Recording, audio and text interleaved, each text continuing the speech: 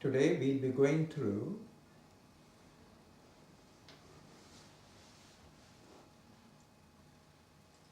the mystery of love,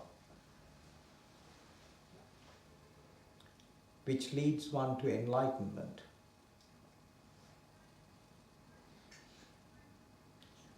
This is the third aspect in the three-part series that we have had. The first was knowledge, discipline, and its corresponding knowledge awareness, which leads one to one's own divine state. And when one attains to that state of beingness is called as enlightenment. Enlightened to one's own reality of existence. So for this to transpire, initially in the first part we mentioned that there has to be a corresponding knowledge discipline which would enable this to transpire. And then thereafter, in the second part, we spoke about works and actions, as you have to live in the world and go through your works and actions. Therefore, how these works and actions could be transformed as a spiritual exercise or a spiritual discipline. And this is something very important. Works, divine works, normal actions, when done ignorantly, lead you to human bondage. But the same works, the same actions, when done with a newfound enlightening perspective, it facilitates one towards enlightenment. So therefore, the works or actions are an absolute necessity to be gone through. The inner reality or the inner kingdom of God, which is there present within each one of us, is attained initially by the outer. The outer is the universe around you, the world around you, in which works and actions have to be done so that these works and actions would sanctify a person when one goes through them with a spiritual perspective. This is the secret of action. And everyone will have to act in the world, live in the world, and do actions which they are compelled to do. So actions become a liberating process. So that is why Lord Krishna in the Bhagavad Gita had mentioned there are two ways of living a spiritual life. One is to live in the world and perform all one's actions, duties and functions as a liberating spiritual discipline. And the other way of life was meant for a hermit to withdraw from the world and go through an exclusive knowledge discipline. Even though you are told initially that you are the divine, you are still unable to so experience it because of psychological impediments which are there found within you. So in order to facilitate this process, the knowledge discipline has to be gone through. And this will enable in due course for you to experience one's own divine nature. Then thereafter,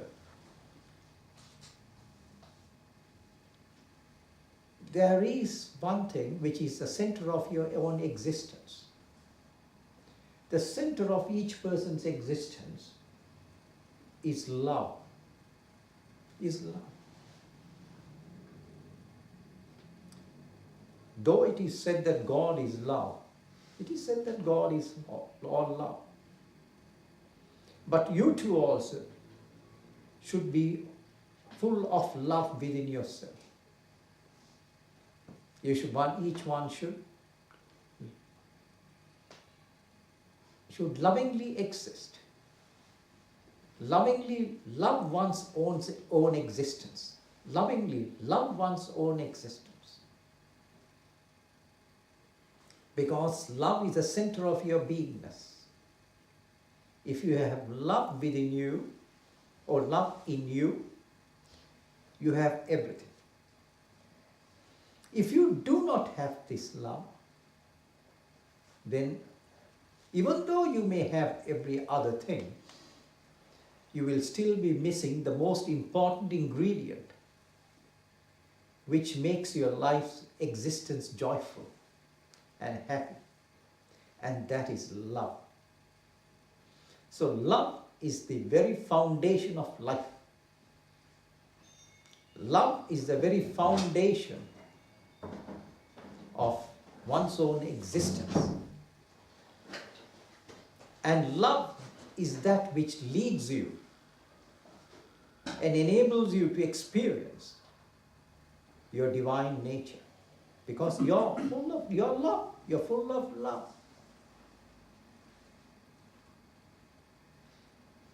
As it is said, God is love. So if God is love, then you too should be full of love in your beingness. In your beingness.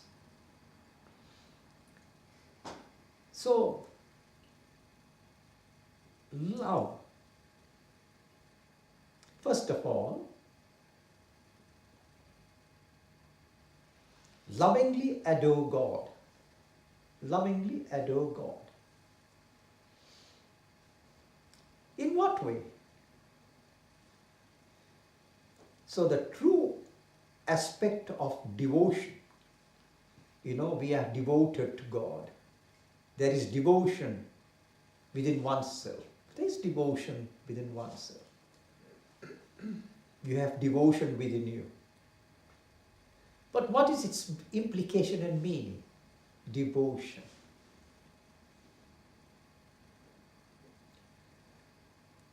Krishna says, Lord Krishna in the Bhagavad Gita says, the nature of love, the nature of loving adoration of the divine is ananya. Ananya means non-separative. One is separate, whereas you are you and I am I. So there is a distinction here. There is a distinction. But here, in and out, it is indicated that it is ananya bhakti. Ananya, non-separative, loving adoration, wherein you feel your oneness with the divine, your oneness. You don't feel yourself separate from the divine. I and my Father are one. I and my Father are one. We are not two, we are one. This is called non-separative love, wherein you feel your oneness in nature or being, which is better. When you feel that you are you and I am I, then there is separation. That's not real love.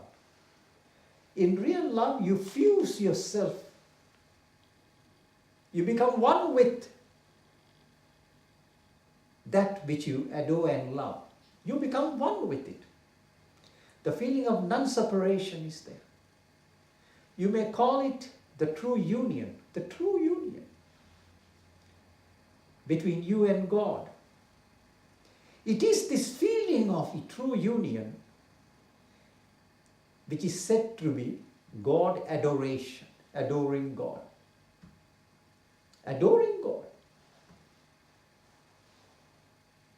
And how do you adore God? With all your heart, with all your mind, with all your soul, with all your being. You begin to adore God. You begin to adore God. So when you so love God in this manner, then you can also give a piece of your mind to God too, whenever you feel like it. You can talk to Him very strongly too. Why? You have the liberty to talk to Him so very strongly too. Because you love Him. Because you love Him. So, therefore, this loving adoration is what is understood as true devotion. True devotion. In the Hindu terminology, they use the word bhakti. They don't understand what they mean by that word bhakti. It is not a question of worshipping some God which is distinct from you. No, it is not. That is not bhakti. True bhakti, true devotion, true adoration is wherein you feel your oneness with the divine. You're one with God. So this feeling of oneness, it's a feeling which makes it love. Loving adoration. And this feeling is a state of mind, is a frame of mind, is a frame of mind.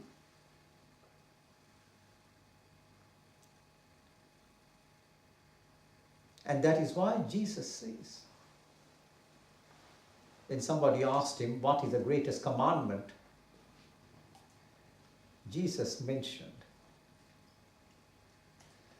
love thy Lord with all thy heart, with all thy being, with all thy mind, and with all thy soul. This is love. And then he was asked, what is the next greatest commandment? The next was, love thy neighbor. Love thy neighbor.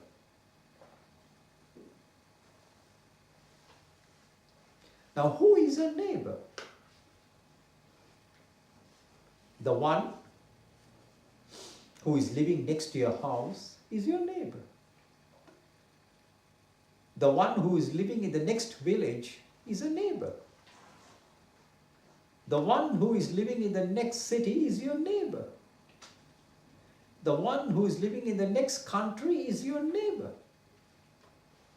The one who is living in the next planet is your neighbor. So this includes all humanity, includes one and all.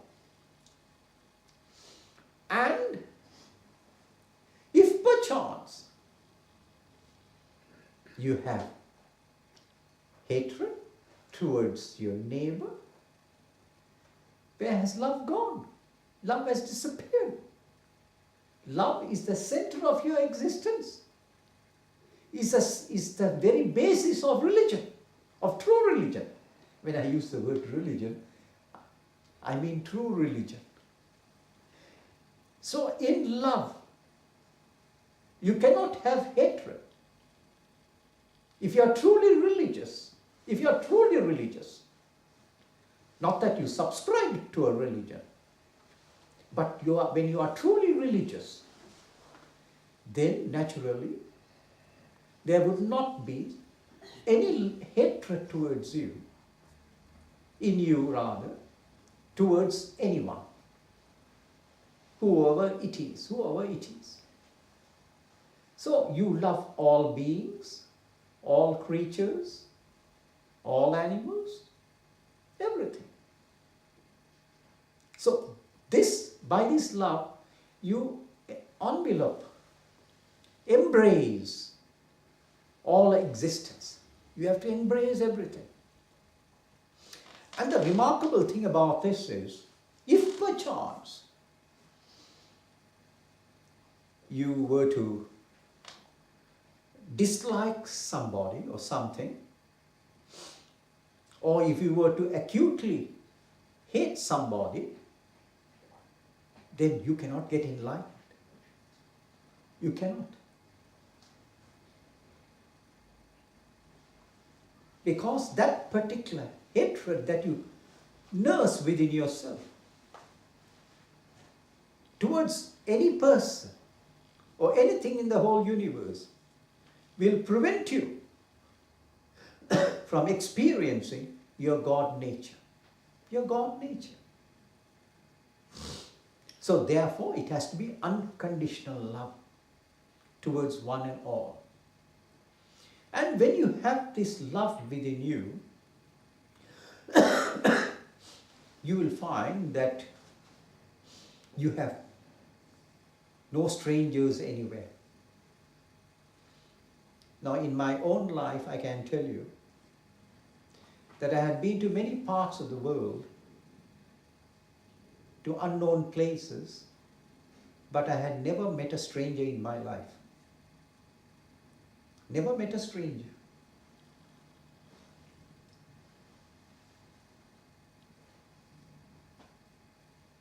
Because when you have a loving feeling towards one and all, no one is a stranger. No one is a stranger. Everyone is a friend. There was one Swami, about 120 years ago, he went to America on his own, boarded the ship at that time, arrived in San Francisco. He knew not anybody. And then he was seated at the jetty, wondering where he should, as he disembarked from the steamer, he was seated on the jetty on a bench with a little bag, wondering now where to go. Up walked a man up to him and asked him a question. Don't you know anybody here? And promptly came the reply, I know you. And immediately the man answered, come, let's go. And the matter was over. Even in India too. When Swamis, the Swamis who are sadhus, who are monks, when they go about from village to village and town to town, as part of their way of life,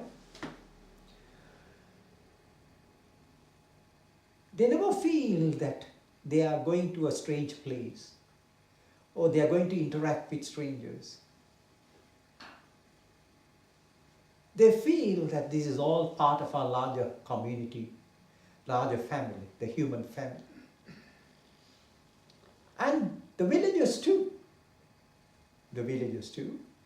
whenever they see a hermit monk coming that way, he is not known to them. He's totally unknown. But they receive him and accommodate him somewhere in the village. In the village somewhere for a day or for a night or two. Why? Because there was mutual love, or exchange of love between the two. Of course, the monk is full of love indeed, and that gets perceived by the villagers.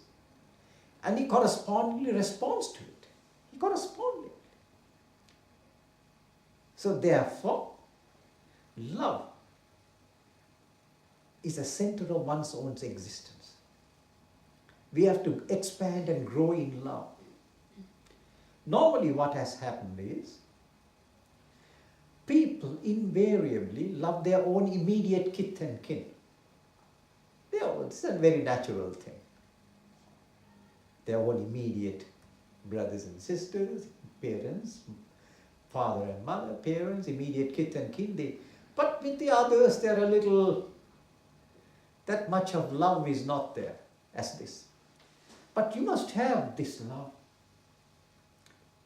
And this love grows with human interaction.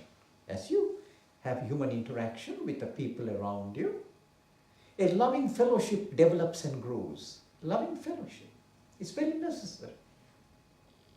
When you have love in your heart, you are very rich. You're very rich. You may not have anything, but the richness of love is there. That makes you very rich, no matter. And if you do not have this love in your heart, then however monetarily rich you may be, you are a pauper. You are a pauper at heart. And therefore, you will always, a person who is a pauper at heart will be always miserable. He'll be miserable in spite of everything he has. So that is why in India, daridri hai. The word daridri is used. Yeah? Poverty-stricken fellow. Because the fellow is a pauper. At heart he is a pauper. So the richness of the heart should come. So if you don't have this love, at least try to be loving. Try to be loving. Try to be loving. When a man and a woman, they come to live together, either in marriage or otherwise, in marriage, then it's unconditional love. It's unconditional love between the two. There is no you and I. This distinction disappears. It is a feeling of oneness. It's a feeling of oneness. So therefore, love, after all, what is God? God is only an extension of this love. You cannot say that I love God, but I hate humanity. It's not possible. It is just not possible. You may love your religion, that's a different issue. But you cannot afford to hate anyone. If you truly love God, you are bound to love one and all indeed. You cannot hate anyone. So the center of your existence and the center of religion, of true religion too, is love. Is love. So with love, one has to now learn to live one's life. When you have love in you, something wonderful happens. You uniformly love everyone and everything. Everything. And everybody you uniformly love. And love is something. When there is love in the heart, love can never exploit another person. Remember this. It's impossible. When you have love, you cannot exploit another person. You cannot take advantage of another person. You can only be kind. When there is love, you can be compassionate. Another wonderful thing about love is, love loves to give. Remember this. Don't you love to give to your own beloved ones? You give not because you have to give, but because you want to give. There's a difference. Because you want to give, and you're happy in giving. So the very nature of love is that which delights and is happy in giving. So that is why the word, when you give it with love. You know, the word charity is used. No, it's an inappropriate word, charity. The the proper translation of that word, you know, when Christians say that we do charity, and there's charity. But the proper word for it's not charity which gets translated from the original. It is divine love. It's a mistranslation. The word charity is a mistranslation in the biblical context. The appropriate translation is agape. You know, the word agape means love, divine love. So, with love, you give. You give. So, you don't do charity. You just give. Naturally give. Give what? Give whatever you can give. Whatever you can give, you just freely give. And when you freely give, freely receive it too. Freely receive it. When the parents give to their children, it's freely given, no attachments, no strings attached. And what makes them give? It's love. It's love. And when the parents' children receive too, they receive it with love. They receive it with love. So therefore, when the word charity does not exist, who are you to give charity like that? Give it out of love and forget about it. When you give freely, with the bounty of your heart, with the bounty of your heart, just give. Whatever you can give, just give. Whatever which is within your resources, just give. That is why in the Asian context, all spiritual teaching is freely given and it is freely received. It's giving. It's freely given. It's given for the benefit of the other person. Given it for the other person. Freely given. So therefore, and the remarkable thing about giving is, giving out of love, is it makes you richer. The more you give, the more richer you become. The more richer you become. Richer in what? Could you tell me? Richer in what? Love. Love. You become more richer in love. Love is something which you can't buy. You can buy anything in the universe, but one thing you can't buy truly, love. So it's very precious. And as you freely give, you grow in love. You grow in love. And this love of yours expands and embraces the whole of humanity. Now, you know, this feeling of love is something very intriguing. When you see a little child, what is your spontaneous reaction? Love. A little child of 2-3 years old, be it a boy or a girl, immediately, spontaneously, a love flows to you from your child. But the same love doesn't flow to a grown-up person. You see the difference? Because there is something beautiful about the little child. Perhaps it's innocence. The innocence of the child. And the child looks at you. So also when you see a little puppy or a little kitten, what happens? Automatically, spontaneously, without you knowing it, you feel a sense of love towards it. And if it is afflicted, what do? You take care of it, aren't you? Don't you do that? A little kitten or a little puppy. The moment you find that it has become a destitute, immediately your loving feeling goes out and you wish to take care of it. So love cares. Love cares. So therefore, all caring done by you, done by each and every one, is to be cared with love. When one cares each other with love, then what happens? You develop a happy family, a happy human family.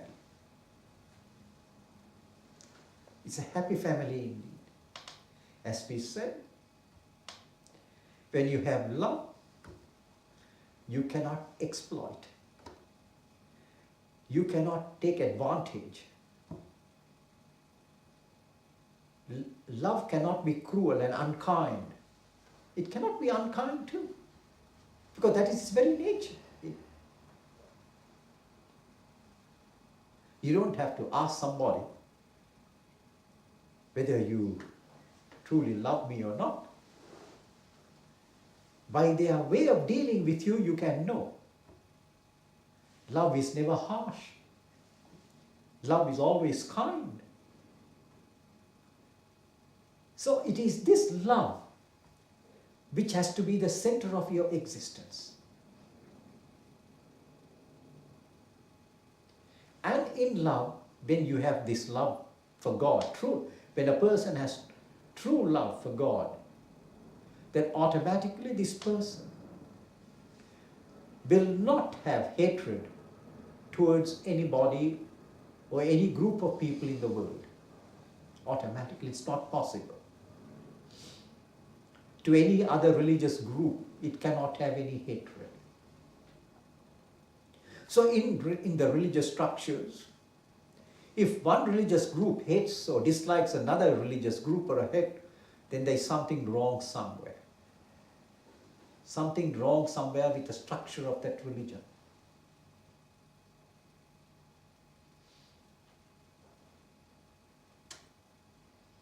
So, there is something very radically wrong with a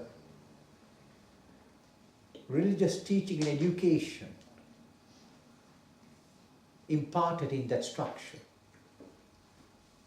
because it should not have this dislike and hatred towards any group of people. Whether they belong to your religious group or not, it doesn't matter. You cannot be hostile to any group of people. It's not possible. You have to be kind and gracious and generous. Gracious is a word that I have used. I remember about 40 years ago, when I was much younger, when I was staying in the Himalayan mountains, there was a lady saint who came that way. And she was elderly. She was a saint. Ma Anandamai. She was a saint. One of the saints of India. And she invited all the Swamis, the monks living in that area, for a feast. And this frail, now she is pretty old, but personally, she made the effort to serve a little food for each one of the monks who were present there. Each one of them. And then, later on, she went to meet another senior monk who was well known in that area. And she was passing through the ashram wherein we monks were there talking to each other. And then she was going to pass that way to go to the road. And then the other sadhu said, the Swami said, well, she is coming, we have to now receive her and send her. So since I was the youngest of the group of monks there, I was deputed to receive her and offer her a flower. So she came that way. I gave it to her. She graciously received it, waited for a minute or two, and then passed on. She passed on. I followed. She went to another place, so I followed. Just trying to observe and study her, just observe what it is. One thing I noticed about her, there was graciousness in her. She was very gracious. Very, very gracious. In her ways of dealing with all those people who were around her. Very gracious. Because she was called as Anandamayi. That means the saint of bliss, the saint of bliss. She was of a bliss, in a blissful state. When she was young itself, she had got into a blissful state. So she was called as Anandamayi. But what I noticed was her graciousness. She was very gracious with all those who came to see her and meet her on the way. So therefore, graciousness, when there is love in your heart, spontaneously there is also graciousness emanating from you. In your dealings, in your human interactions, and whatever forms of interactions that you may have, that graciousness naturally flows out of you. So when it is so, you make it a beautiful world, and you too also become a beautiful person. You are a beautiful soul now. What makes the beauty of the person is the beauty of the heart. Not the mind. The mind can be brilliant, but it's the heart. The tenderness of the heart. The loving nature of the heart. So now each person has to cultivate and develop these qualities of love. Expand it. Expand it. And in this love, you have to learn to lovingly live life. The life that you live has to be lived lovingly. Lovingly. There is no other way of living life except to live it lovingly. And then at the same time, lovingly experience life in all its forms which come your way. Lovingly see the sunset. Lovingly see the rainbow. Every experience that you have in life has to be lovingly experienced. This is love.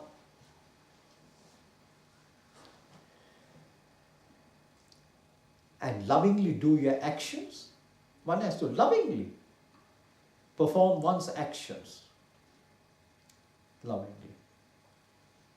Because there are two ways of performing an action. With anger, with irritation, with annoyance, you can also do the action, do the work. But if you do that, that is now injuring you. It is injuring you, not the other person. So therefore, learn and train oneself to lovingly function and lovingly do actions. Even an unpleasant action can be and has to be done lovingly. And even because both actions come your way. Pleasant actions and unpleasant actions come your way. But both have to be gone through lovingly. This is karma yoga. This is part of the yoga of action in practice. Lovingly. You've got to execute your actions. Then, lovingly interact with each other. Lovingly interact. Never be harsh or cruel or unkind to another person. But one has to lovingly interact. Then it does well for oneself and well for the other person too. So love becomes, in this way, love becomes the very foundation of life, of the living of life. It becomes the very foundation of the way to God too. Because love, God is love. And unless you are going to love God and love all beings, you cannot get enlightened. It's not possible. Just not possible. So that is why Jesus said, on this rest every other commandment. One is to love God, and the other is to love thy neighbor. On this. So, this is love. This is love. Now, apart from this, there's another feature also. You know, in the 12th chapter of the Gita, Bhagavad Gita, popularly it is called the yoga of bhakti yoga or yoga of love. I would rather use the word as the chapter which talks of loving adoration of God. Loving adoration or love in action. The entire chapter. And there, Lord Krishna, in very emphatic terms, declares, who is that person who is full of, who is my true devotee? The true devotee of God. Who is that person? He says, the one who has got this non-separative love, the love of one with God, wherein you feel your oneness with God as a first factor. You feel your oneness with God. Then, secondly, the one who does actions lovingly. The one who lives life lovingly. And more than that, he says, the one who cultivates the virtues of life. The virtues. You know, in life there are virtues like love, kindness, compassion, the absence of hatred, ill will, anger, animosity. You've got to get rid of all of that. The negative factors have to be cleared out of your psychological stream. And the positive and the good one, the positive virtues have to be cultivated. So when a person attempts to do this, wherein the negativity is present within him, like ill will, hatred, anger,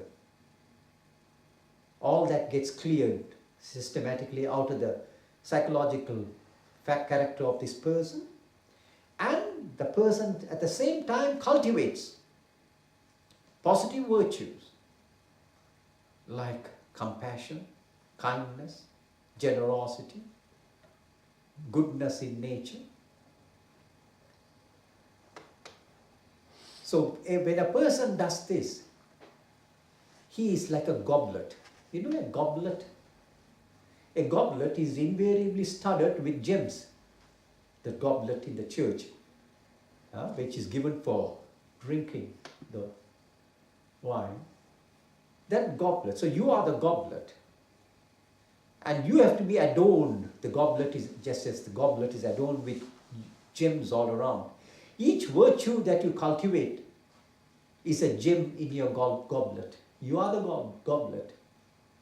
You have to become the goblet so that you can drink the divine nectar. What is this divine nectar?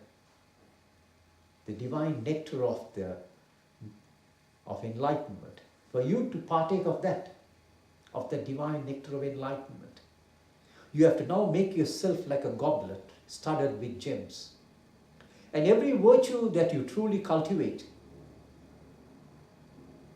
so that you become a noble being,